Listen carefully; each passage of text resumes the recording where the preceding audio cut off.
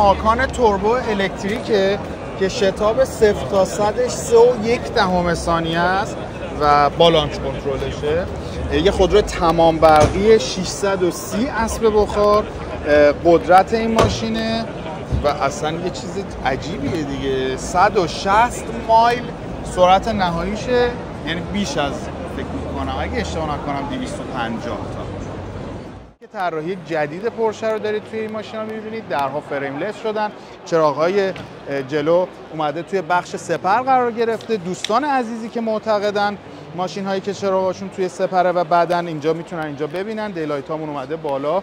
درها رو بهتون گفتم فریملس شده و خیلی خیلی جذاب شده طراحی این ماشین. ستون عقب تغییرات داشته و باز نسبت به قبل همچنان میشه گفت که جذابتر و زیباتر شده. چراغ‌های عقب به هم پیوسته است و این ماکان جدیده.